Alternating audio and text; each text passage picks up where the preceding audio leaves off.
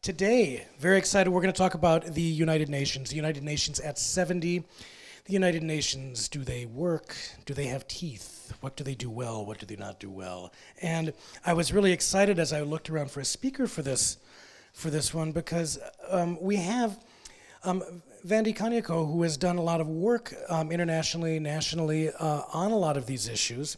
His research includes conflict prevention, post-conflict peace building, human rights, transitional justice, civil society, and political economy of oil, which is something we, of course, have to look at a lot when we're looking at how we balance out need and rights and resources. His work has appeared in Africa Today, the Journal of Peace Support Operations, and the Africa Center for Constructive Resolution of Disputes. He is in the Conflict Resolution Program here at PSU. He is the founder and director of West Africa Oil Watch, a civil society-led initiative designed to foster transparency and accountability in the petro regions of West Africa, which is very, very needed.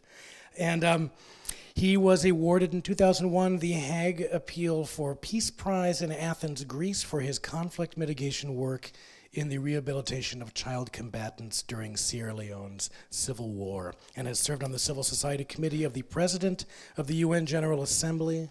He's got a PhD in conflict analysis and resolution from George Mason, an MA in peace studies from the Kroc Institute, so you know Lederach, right? I do. Yes. Jean-Paul Lederach, if you guys don't know his work, fantastic. The Kroc Institute at the University of Notre Dame, and an MA in International Relations from the University of Amsterdam in the Netherlands, and a BA from Forabe College and the University of Sierra Leone, and give Professor Kanyako a big hand.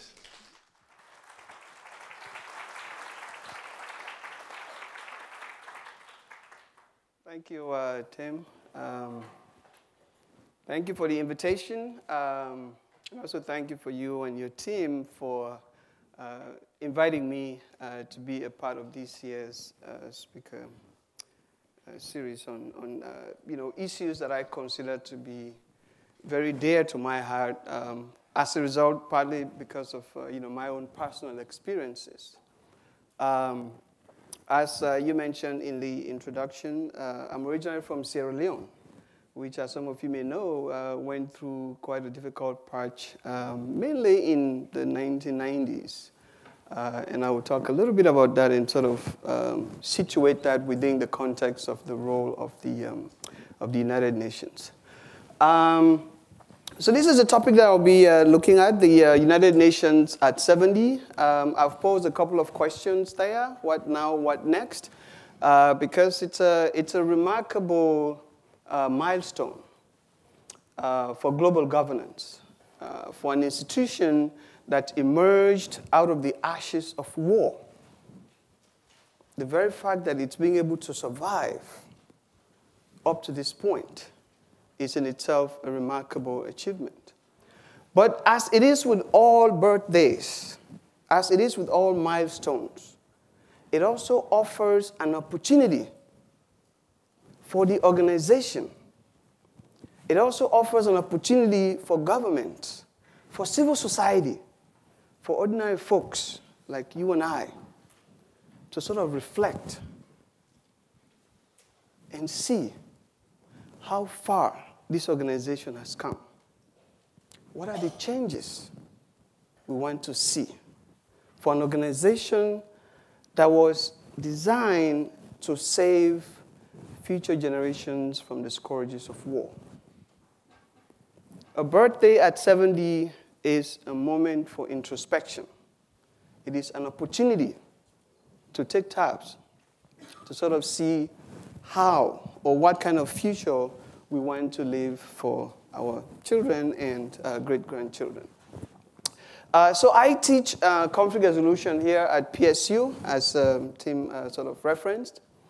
And so part of my discussion, I will be looking at it through the lens of conflict prevention, through the lens of human rights, through the lens of human dignity, because these really are the core values on which the United Nations came into being on October 24, 1945.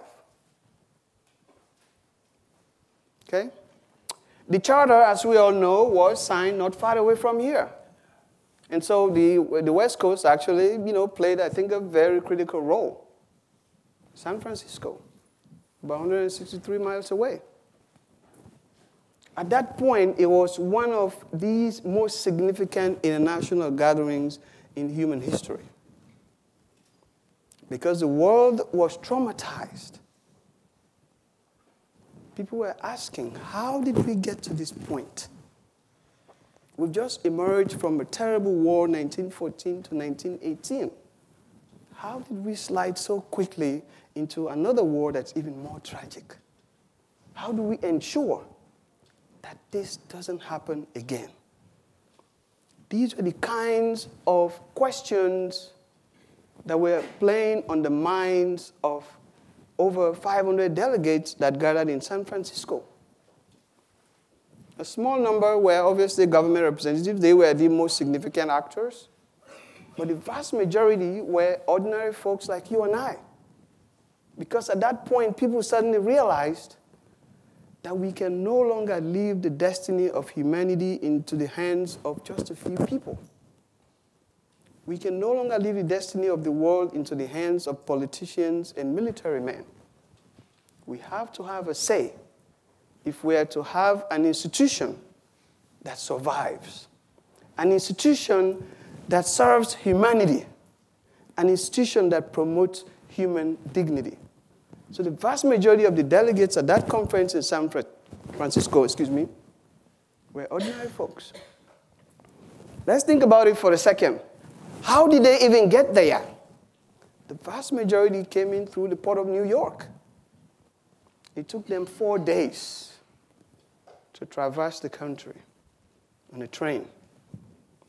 That is a testament to the determination of people to ensure that they have a document that reflects the aspirations of humanity. It was a very difficult time, but we can be grateful that a group of people were determined to make that a reality. I usually like to describe myself as an academic nomad. Okay. I've been in search of education in a whole bunch of places. And I think you probably got a gist of that from this brief bio that Tom read there. Okay.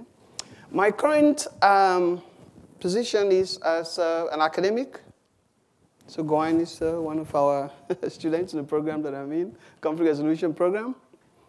And so I teach courses on transitional justice, human rights, international development, and things like that. So the very issues that the UN was really set up to try to achieve right from the outset. I've also worked, and I do actually still do work as an academic practitioner. So meaning that I have one foot in the classroom and I have another outside of the classroom, sort of trying to help myself make sense of the relationship between the theories that we sometimes talk about in an academic setting and the practical realities. And so that's how I ended up, working with all these different organizations that I've helped. Some of them I have found in the past. But before that, I was really what you refer to as an activist. Sometimes it's a human rights activist, a practitioner, and so on and so forth. And so that really is where I sort of approach this. So I'm not your classic UN diplomat, but I am somebody who has worked alongside the UN, both in the field as well as in the secretariat in New York. So I have here with me, this is my staff ID card at the UN at the time. This is in 2001. Okay. So I got there on September 1, 2001, and we all know what happened on September 11th. So I got there just 10 days before the terrorist attack on the World Trade Center. As a matter of fact, I was up in the UN building, the secretariat. I was the second to last floor. That's where my office was. When somebody came in and said, a small, there's an accident. There's, small plane has,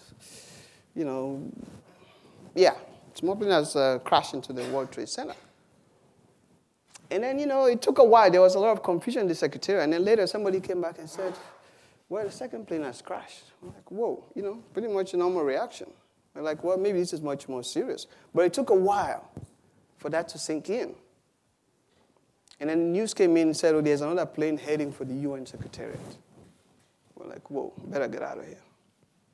So we had to scamper down. I was only 10 days old in New York City. I didn't know my way around. I only knew how to take the train from where I lived to the Secretariat. And that was pretty much it. And so if you've seen videos of sort of people walking across the bridge and all that stuff, I was in there somewhere. So it was a pretty chaotic setting. So over the years, I've had the opportunity to engage with the United Nations at so many different levels, so many layers. So I've had the privilege of even giving a presentation at the UN General Assembly. I've been to the Secretariat, I've lost count. So I engaged with all kinds of actors, even when I was in Sierra Leone. Because part of my goal, part of my job when I was in Sierra Leone was to document human rights abuses, especially as it related to children. And then I had the opportunity to make these presentations at the UN so that they can, they become aware of what was actually happening on the ground. And so I had the opportunity to also make a lot of presentations as well at the Human Rights UN Human Rights Office in Geneva. I mention all of these because it has a significant bearing on the issues. Let's see. Okay. So this is it's a long video, but this is like a 3-minute video that I wanted to sort of introduce very briefly to sort of help us put into perspective the issues and the fundamental values that the UN stands for and the challenges and opportunities that it presents at the age of 70.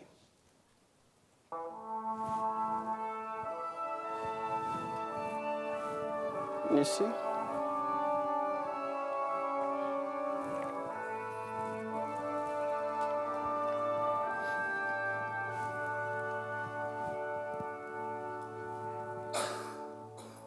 We, the peoples of the United Nations, determined to save succeeding generations from the scourge of war.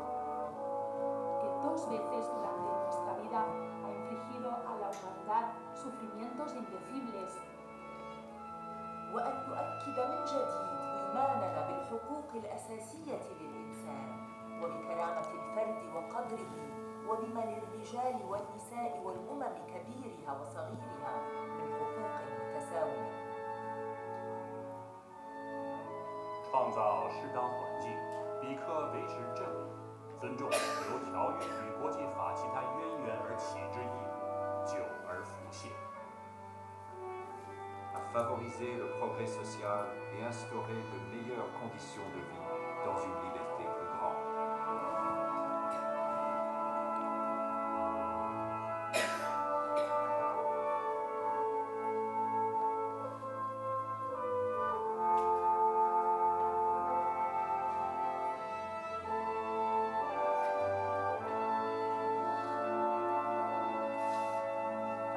И в этих целях проявлять терпимость и жить вместе в мире друг с другом, как добрые соседи. وأن نضم قوانا كي نحتفظ بالسلم والأمن الدولي. À accepter des principes et instituer des méthodes garantissant qu'il ne sera pas fait usage de la force des armes, sauf dans l'intérêt commun. 运用国际机构以促成全球人民经济及社会之进步。 Решили объединить наши усилия для достижения этих целей. Accordingly, our respective governments, through representatives assembled in the city of San Francisco, que han exhibido sus plenos poderes encontrados de buena y debida forma. قد ارتضت ميثاق الأمم المتحدة هذا. And do hereby establish an international organization to be known as the United Nations. Long live the United Nations.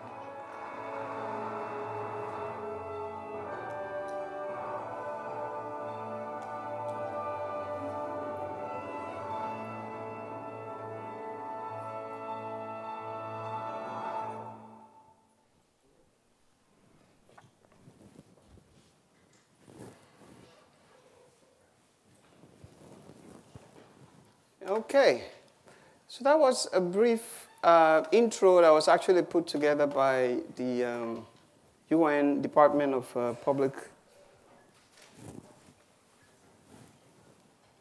DPI. I think it was a really cool video. So, but basically, what it sort of highlights is the reasons why the UN was founded in the first place, and sort of making a case for its continued significance, its continued role in ensuring the ideals that were arrived at in 1945 are still present today. So the reasons for the founding of the UN, as you might have gathered already, really boils down to about three core values, three core aims.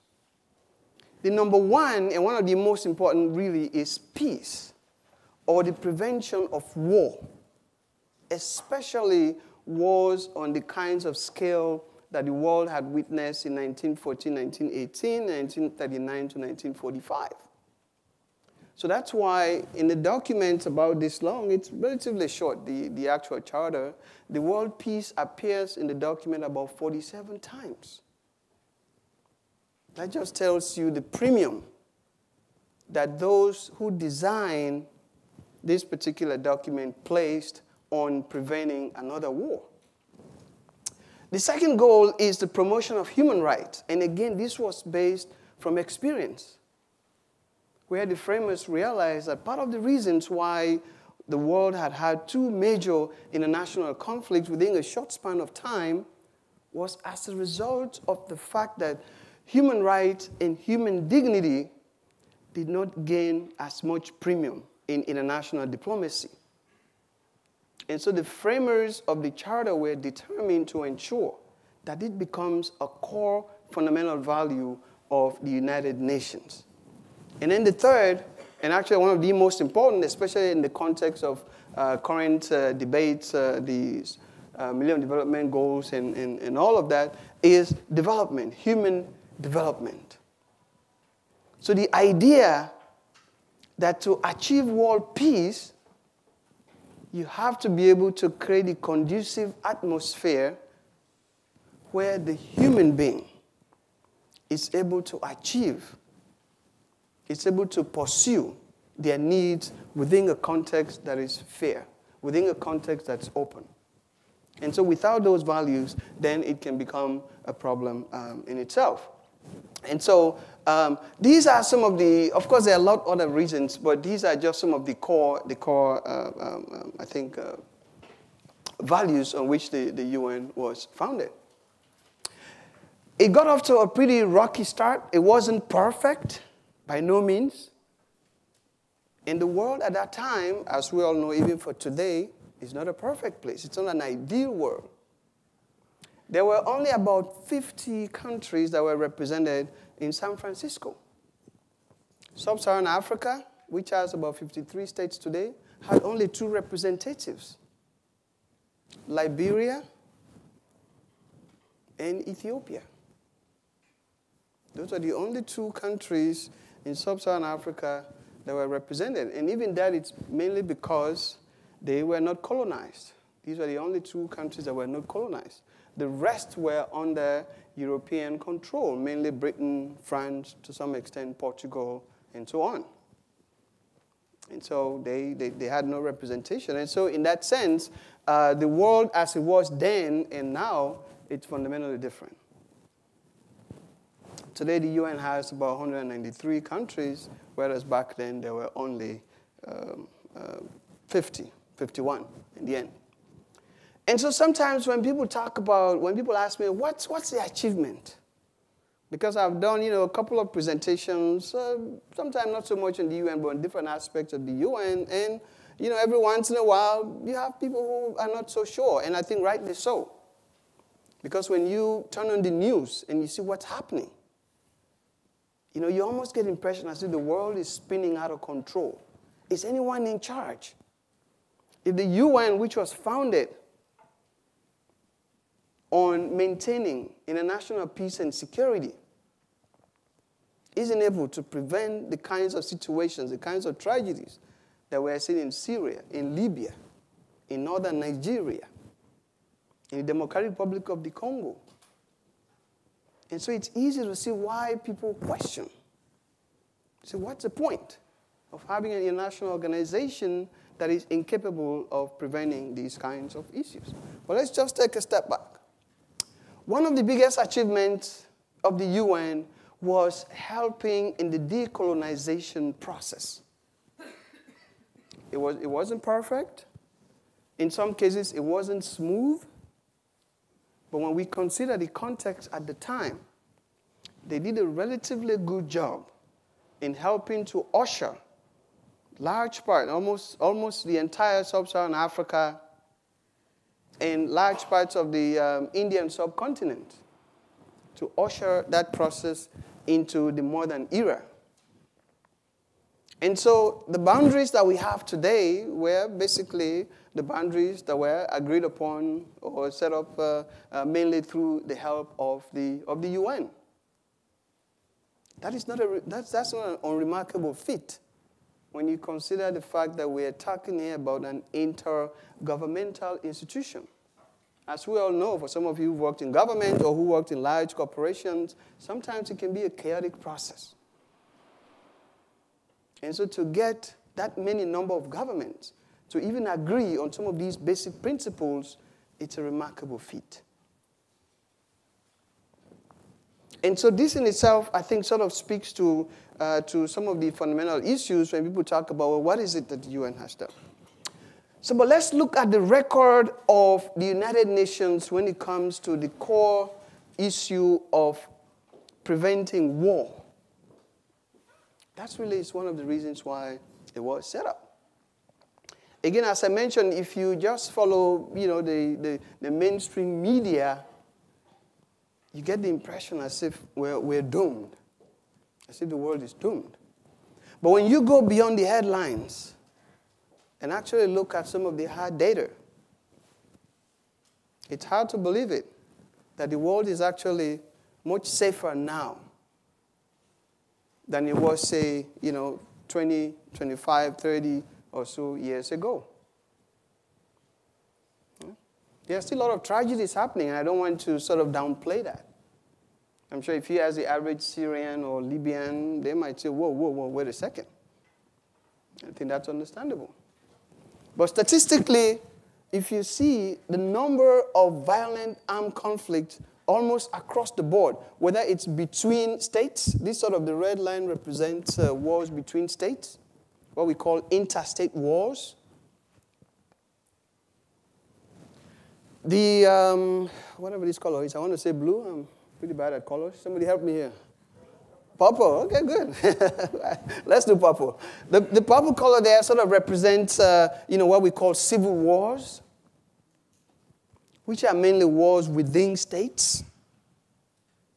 Even those kinds of wars, the number has actually gone down. So from a peak in round about the early 90s to mid-90s to now, the number of countries that are in armed conflict has actually gone down. In fact, one of the things that you will notice is that wars between states, classic wars, which really was the preoccupation of the founders at that time, classic wars between states has gone out of fashion. You'll be hard-pressed to come across a war, a classic war between states. Not that it doesn't happen. Okay? Ethiopia, Eritrea, we've seen that. In fact, the longest of the last century was between Iran and Iraq, which went on for about 9 or so years.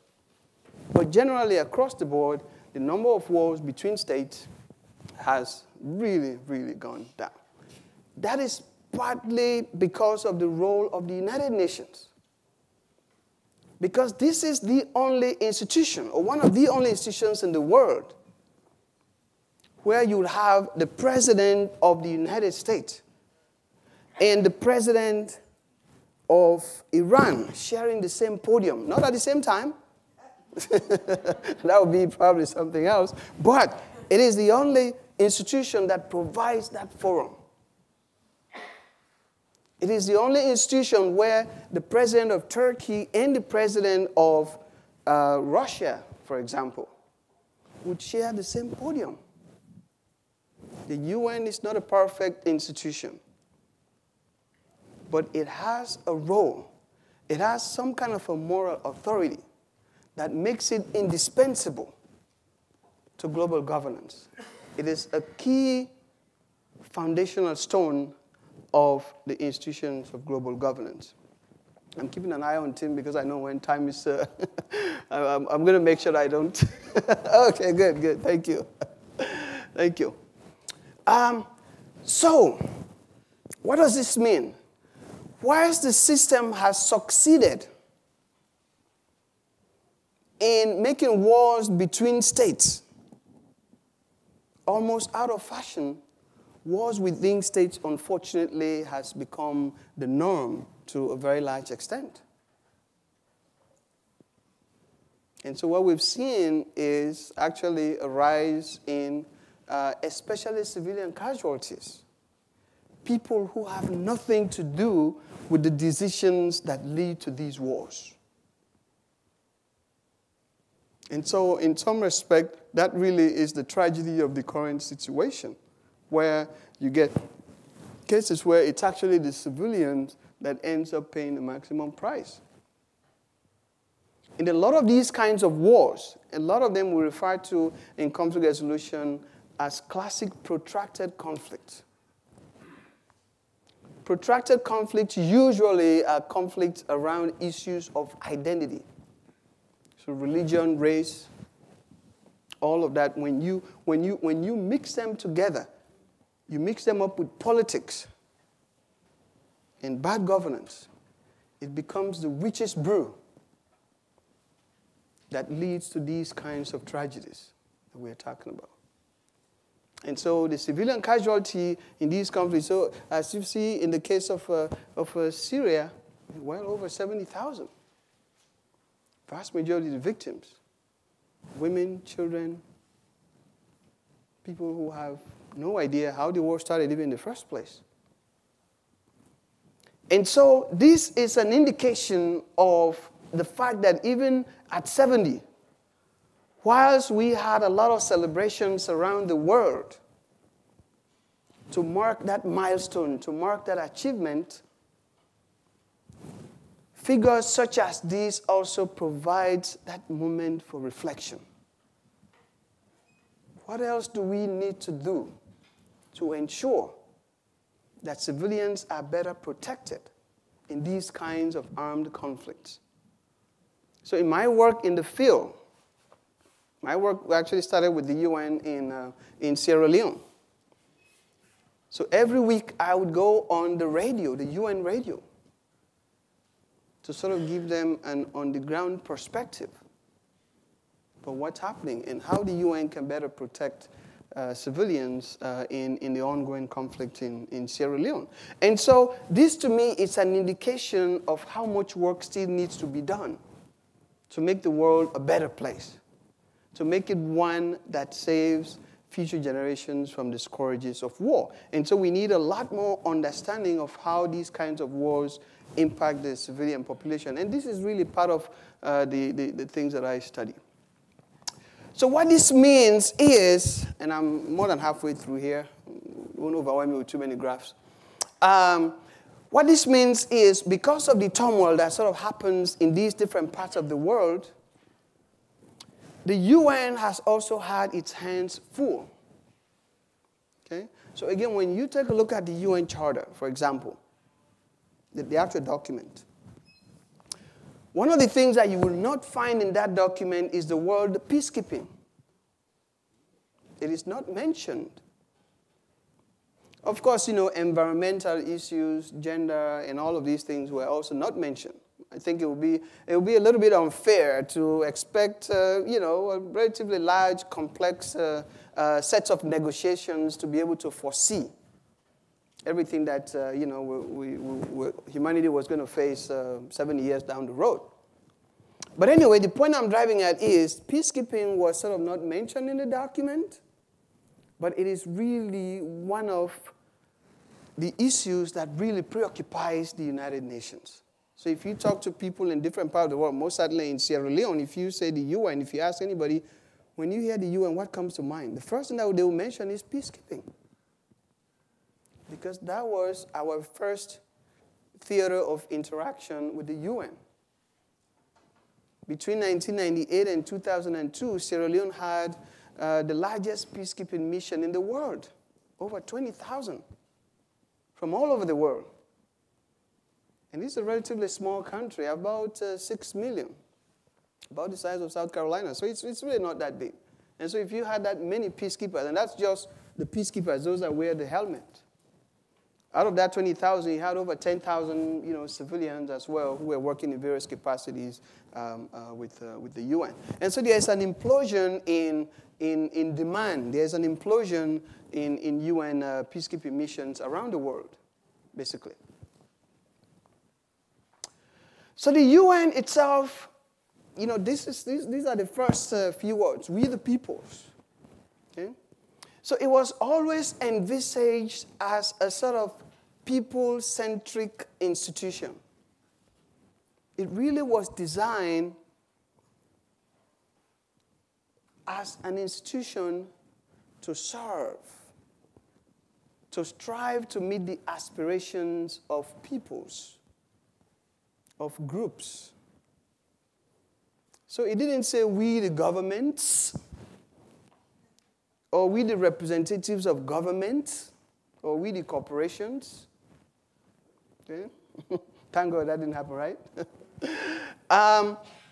But it says we the peoples. And so it really was envisaged as an institution that was supposed to be people-centric, to serve the needs and aspirations of ordinary peoples, of ordinary groups around the world. And so in a way, the Millennium Development Goal that was eventually set up in 2000 was really designed to take the United Nations back to its core value, to its core goal. That in order for the UN to continue to maintain relevance in a pretty chaotic international system where you really don't have an overarching authority. The closest that we have to, a world government is the UN. But it isn't quite a government. And so there is all of that ambiguity that comes with an organization that was set up to meet all of these needs, but which at the same time has made a lot of resistance along the way. And so the Millennium Development Goal from 2000 to 2015, so we just sort of passed these sets of goals, were really designed to help refocus the organization. So the idea being that it would become too unwieldy if we didn't have a set of goals that an organization such as the UN should strive to achieve. And so eradication of extreme poverty and hunger. Okay? So there are still millions of people who go to bed on an empty stomach. It's hard to imagine, because we live in a century where we can send people to the moon.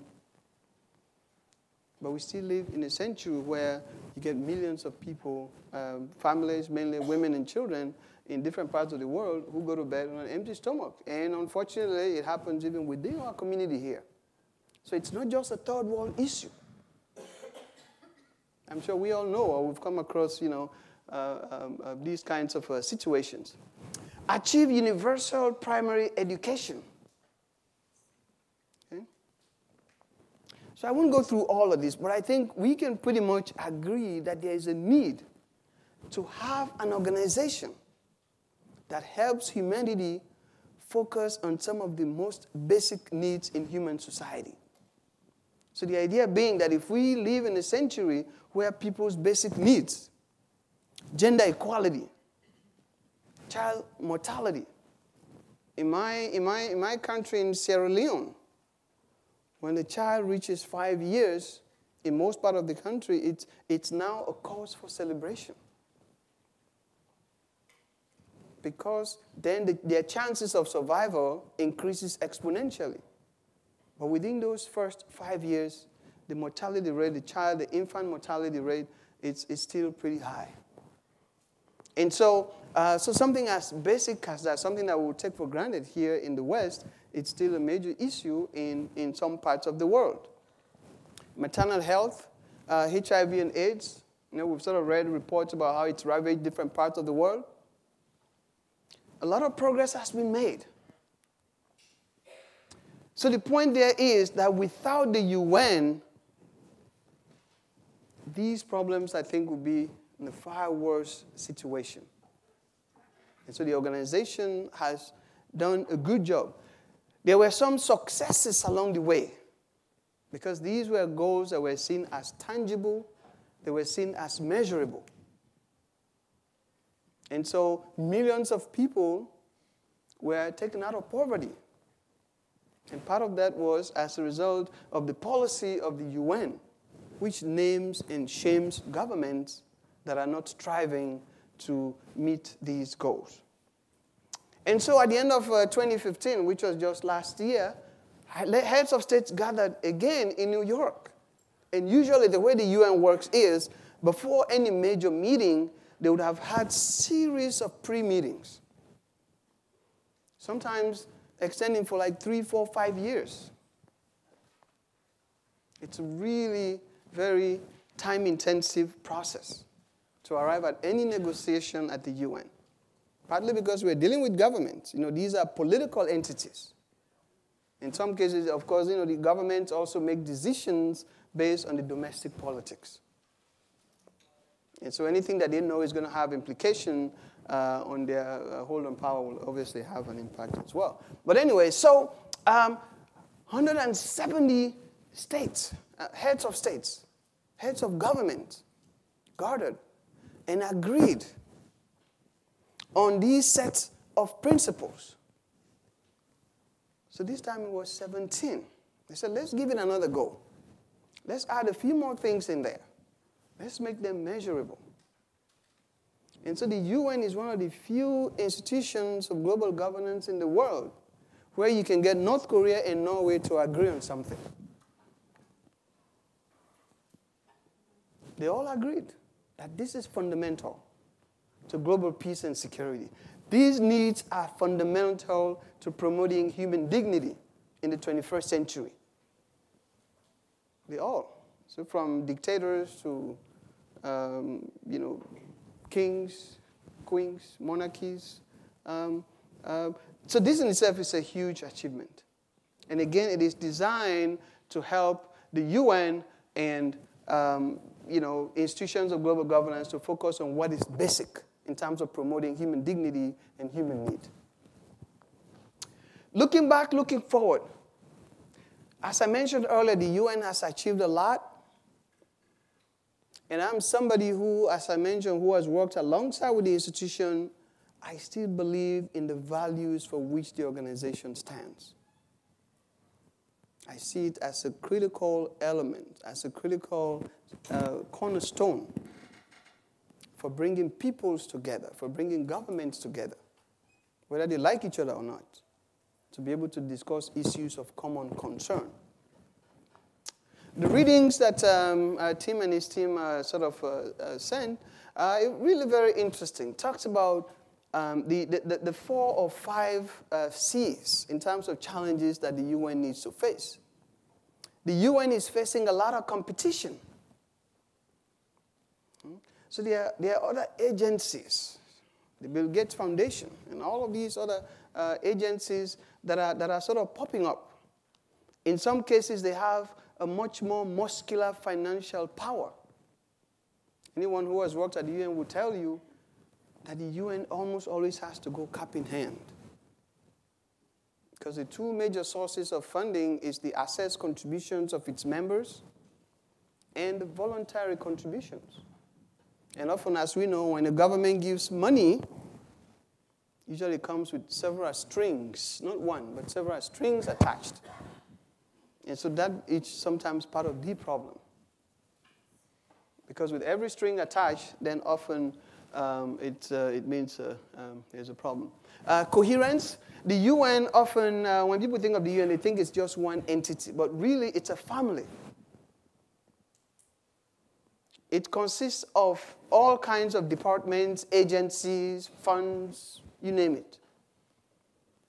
And so, even within a family, you know, 2, 3 kids, there's always that jostling going on type of thing. It's no different from the UN as well, where sometimes you get a lot of issues, competition, even within. And so, trying to get that coherence is part of the challenge. So, for the UN to really be able to, I think, make that next leap, it will require exploring that as well. Anyway, I won't go through all of those C's.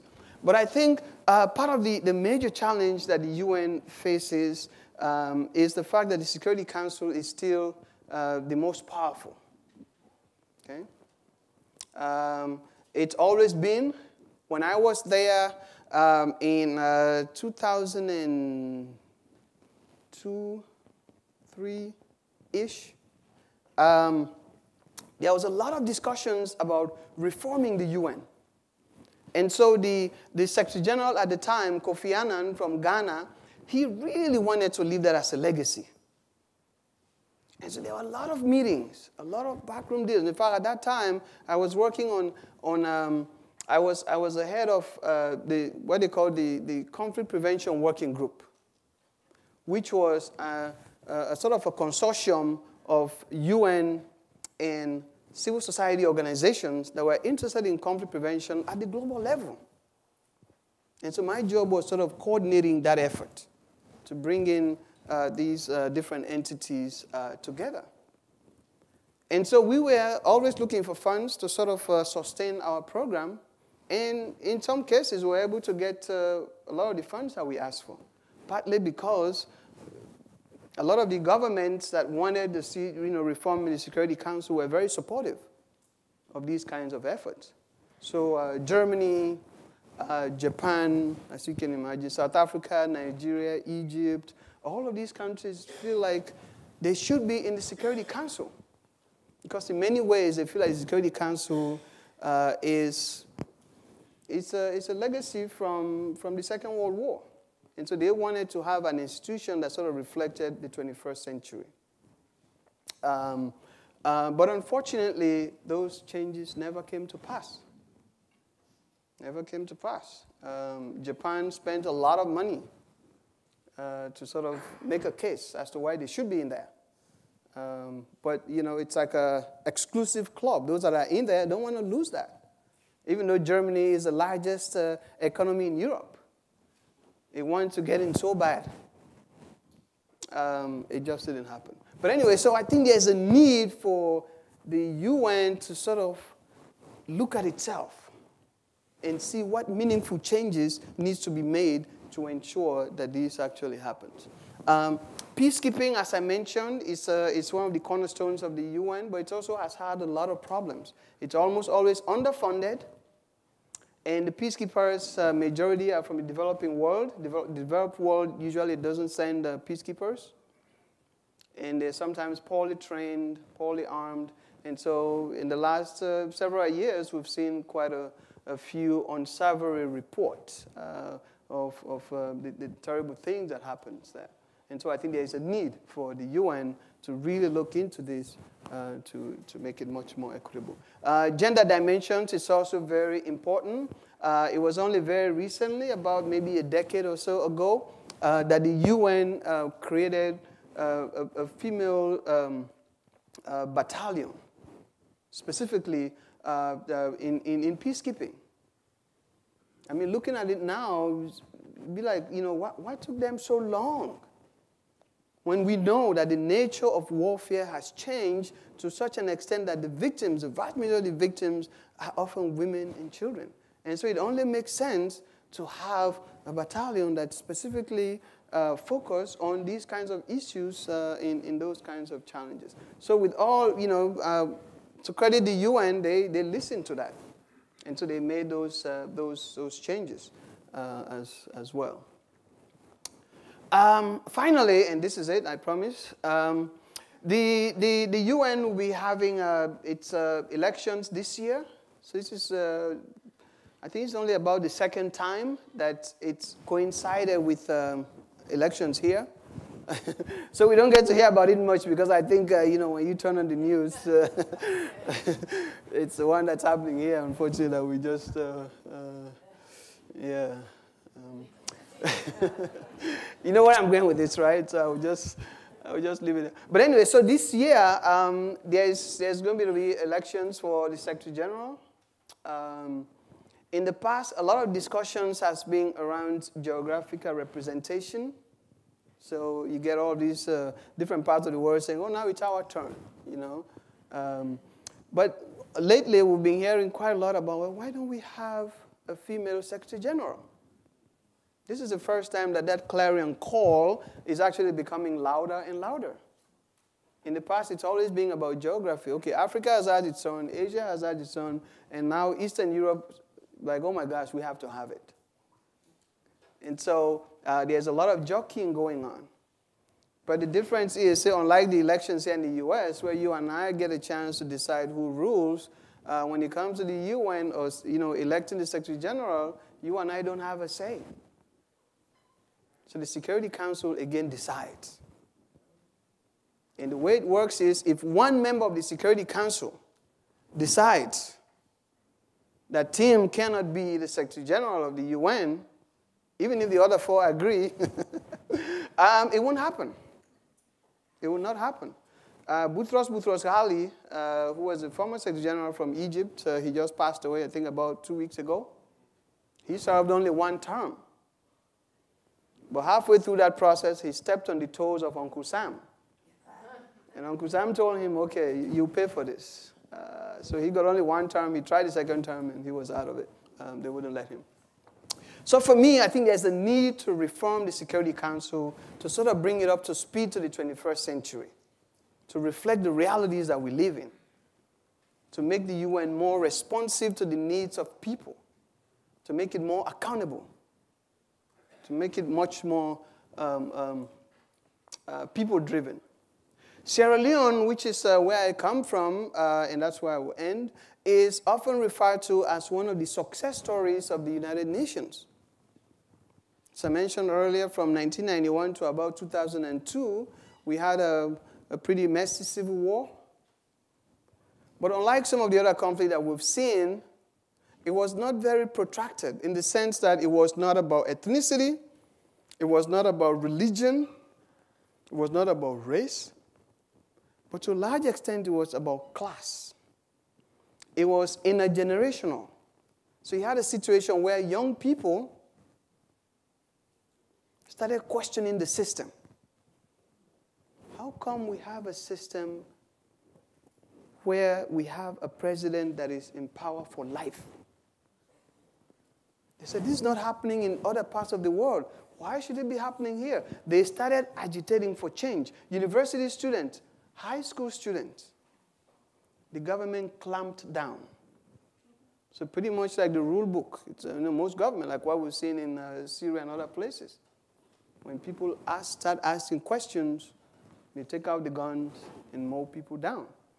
And so that in itself it sowed the seeds of the conflict.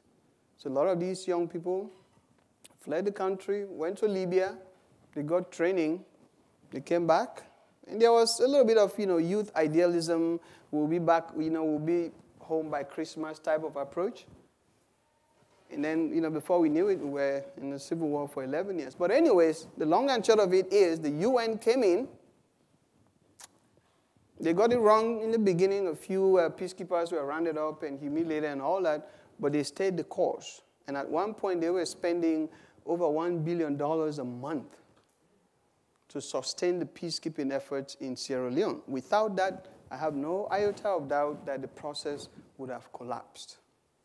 But it stayed the course. And part of the reason, the argument that I heard at the UN Secretariat was, if we cannot get it right in a country like Sierra Leone, which is like this small, with only 6 million population, what chance do we have in the former Yugoslavia? What chance do we have in Syria? What chance do we have in Afghanistan? So Sierra Leone became a test case. So the institution poured all it could in the process to make sure it succeeds. And, you know, I will say, you know, I lived through that war. I would say I owe part of my survival to the intervention of the international community. And so for me personally, and I'm sure for most Sierra Leoneans and other people around the world, it really was a testament to the need to have an organization that helps the young, the weak, that helps the small, that helps societies that are in turmoil. Even as we speak, the UN is making attempts to do food drops in Syria. There as well. You have people that are being cut off. They tried 2 days ago. It didn't go too well. Okay, the food pallet sort of, I think, was blown away by some wind or something. And so they are trying again. That's the UN. But these kinds of achievement, these kinds of works, does not always make headlines. It's not the most glamorous. And so you won't find it in mainstream media. So I'm very proud of the work that they've done, and I think at 70, it's a wonderful opportunity. I see these kinds of discussions as the post-party discussion where we can all reflect on how can we make the world, the UN, much more reflective of the needs of people. Thank you very much.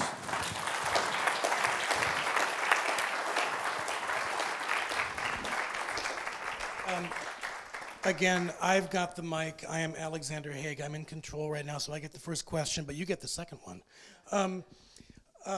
This is kind of a two-pronged question. The Convention to End the Discrimination Against Women. We are one of a handful of nations alongside Somalia, Sudan, and Iran that has not ratified it. How do we get taken seriously as a global leader if we are not going to back basic fundamental human rights? And then, semicolon, Saudi Arabia on the Human Rights Commission? Yep. Very good. Thank you. Those are, I think, really critical questions. And I think these are questions that even the classic UN diplomat would struggle to answer. It really doesn't make sense, and just starting with the last question there, it really sort of beats the imagination to have a council that's really designed to promote human rights in the world, to have governments that are some of the worst human rights abusers in the world, to be on such a council. And so, in that sense, it sort of helps to explain the need for urgent reforms.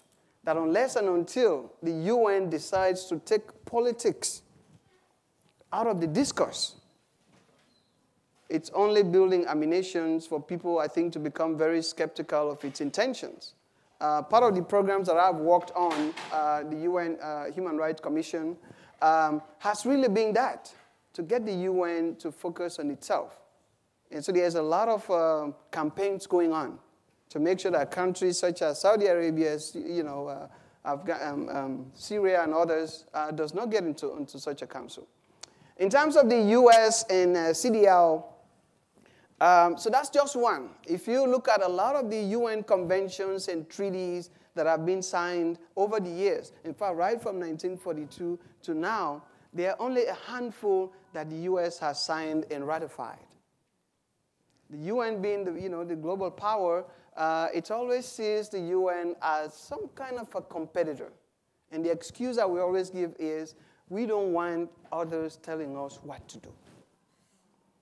And so that has also caused, I think, a lot of reputational problems around the world where people look at, wait. You know, you telling us to sign on the dotted line, but your signature is nowhere to be found.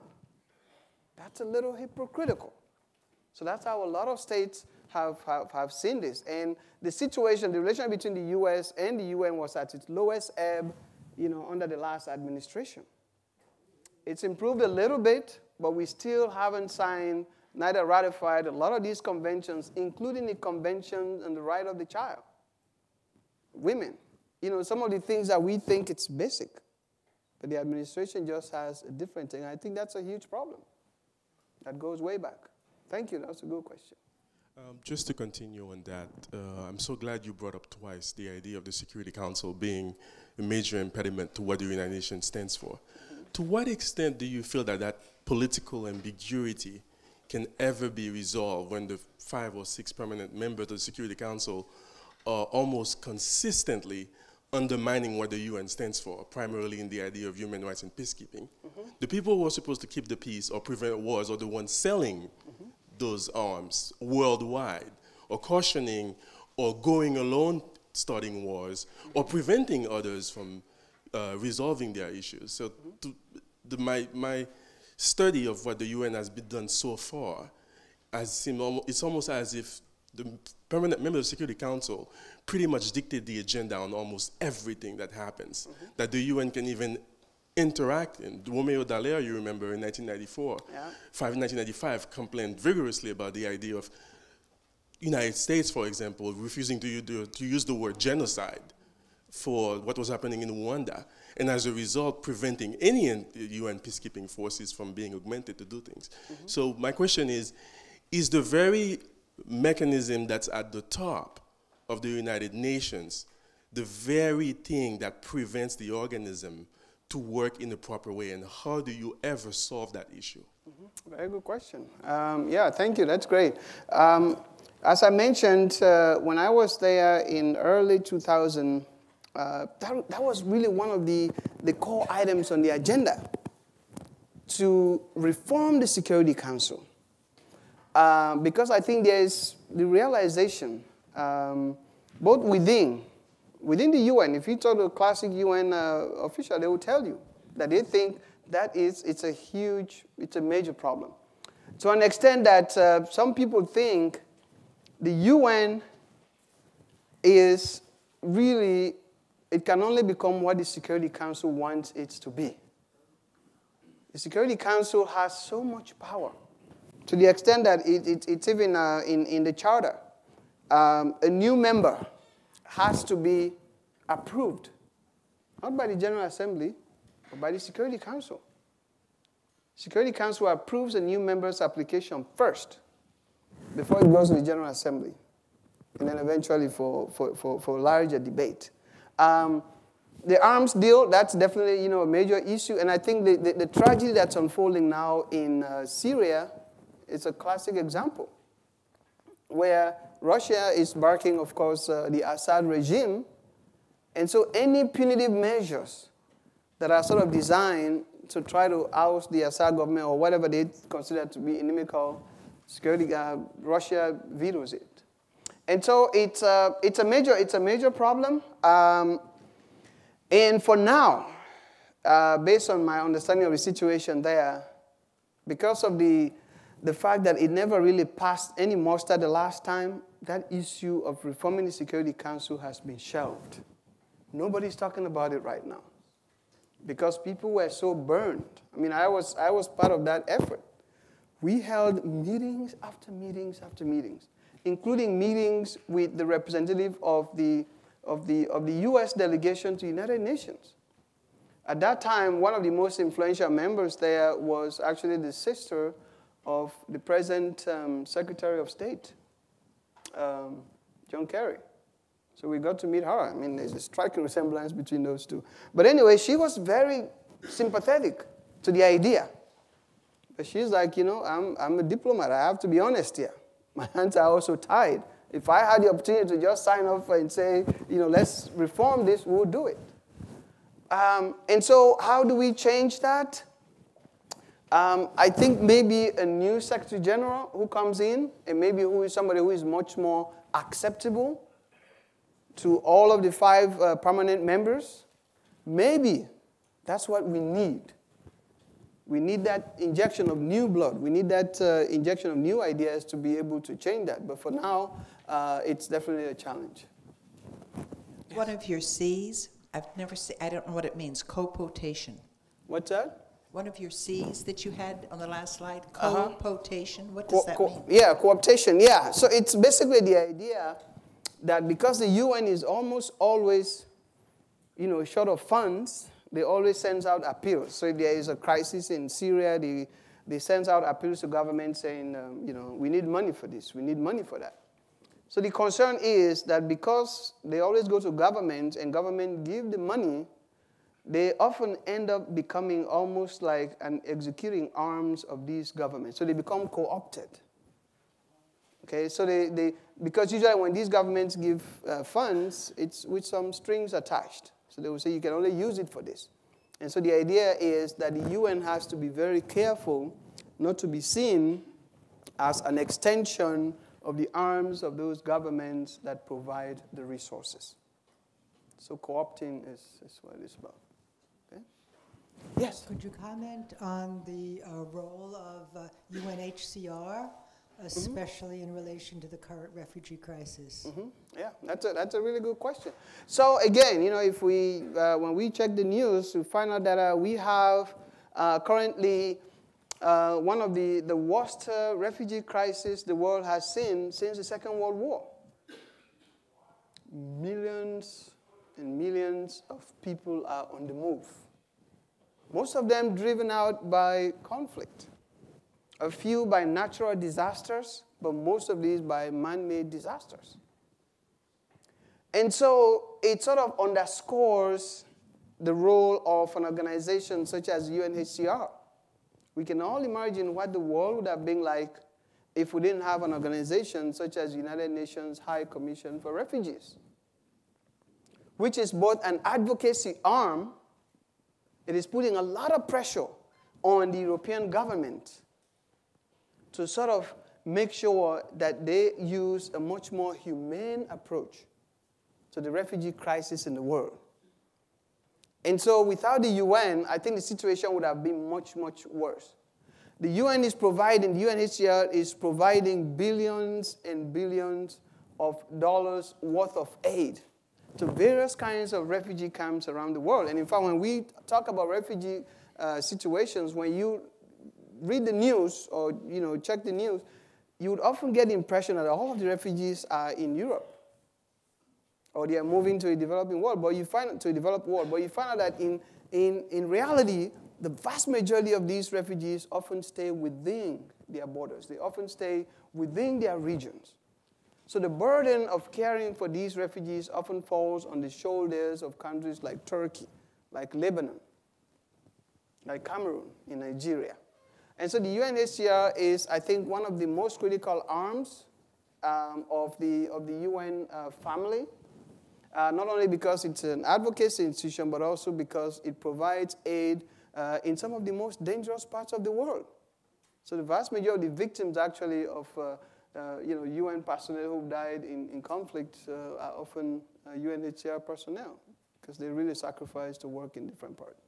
Thank you. I think it's also worth noting that the budget of UNHCR is entirely from voluntary contributions, right, and is only about $4 billion. And when you look at what they're doing right now, that's an incredible amount with basically a piece of string and some super glue. Mm-hmm. Very good point. Yeah. We're out of time. Give Vandy a big hand. And we'll see you next week.